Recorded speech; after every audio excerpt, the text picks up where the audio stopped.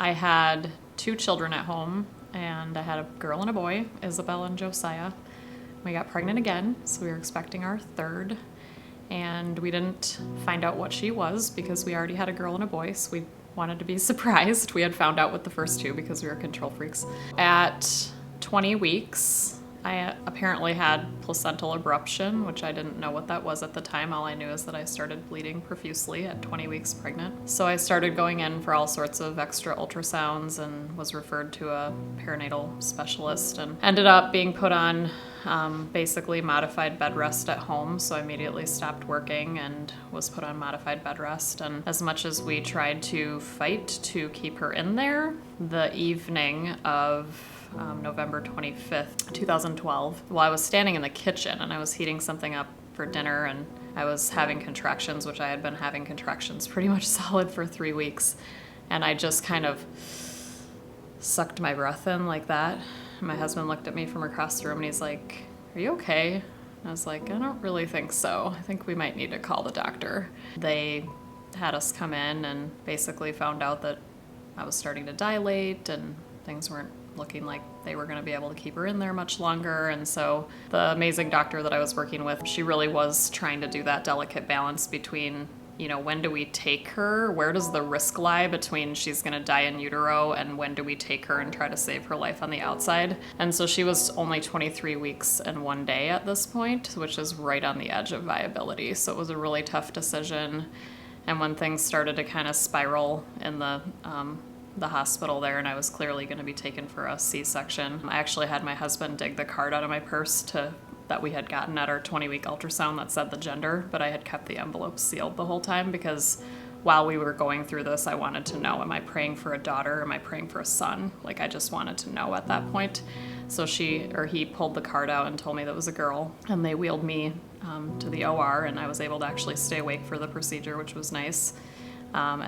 She was delivered just after midnight, November 26th, and was obviously taken right away to the high-level NICU. I was in my room and she was in her room, and they knew I wanted to see her as soon as possible, but they obviously had things that they were working on with her and things they were working on with me. And so at 9:30 in the morning, they came into my room and they said, you need to get to the NICU right now.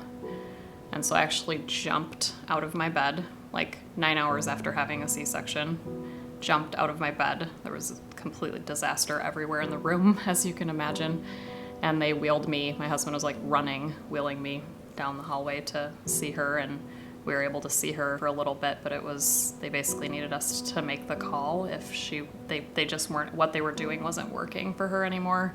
They were actually perforating her lungs by trying to resuscitate her, and it was just not, it was making it worse rather than better. They needed us to make the call to stop their efforts to save her life. That was probably the worst 2 or 3 minutes of my whole life. You have this decision in your hands, and you as the parents have to make this decision. And so we chose for them to stop, and then they unhooked her from all of her equipment and handed her to me.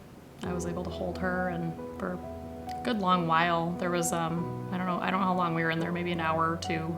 Was able to bathe her and things like that. And then eventually I had to go back to my own room for my pain medication. So they brought me back to my room, and it was actually while I was in my room that she passed away.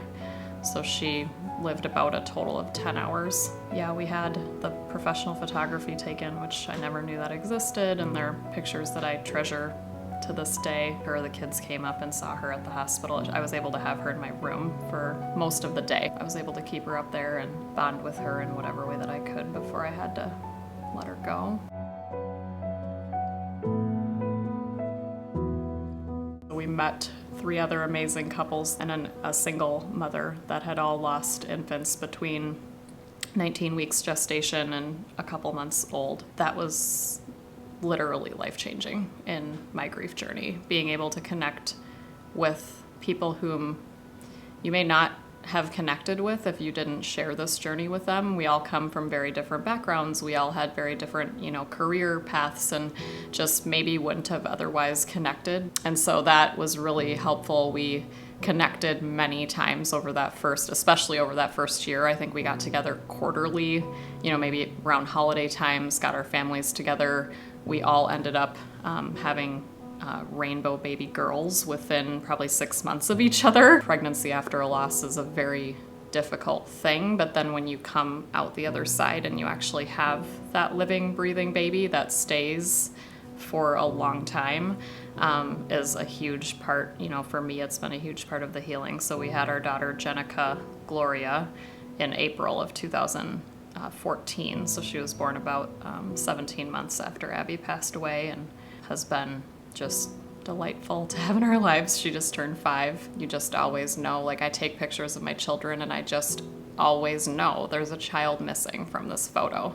There should be a 6-year-old sitting between the 5-year-old and the 9-year-old. There just is someone missing. I also blogged for probably 6 months or so after she was born, and then I think I did a final post on her first birthday when we went up north and spread her ashes up in Grand Marais. So kind of done a little bit of writing, and then I've been able to share that blog periodically over the years. I mean, it's kind of sitting dormant right now, but if I meet another family that's going through, that unexpectedly ends up a part of this club that we don't want to be a part of, I'm able to pull out that blog and send it to people. And I know people have read it because I'll see the statistics where people are reading it then.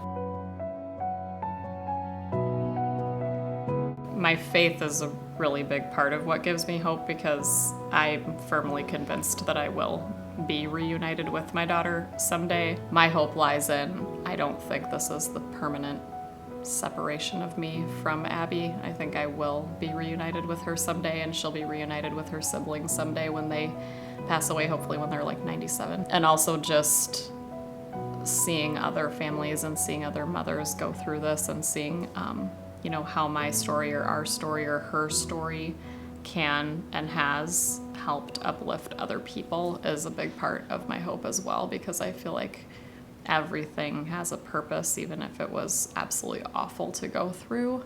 I can see how her life is having impact even now.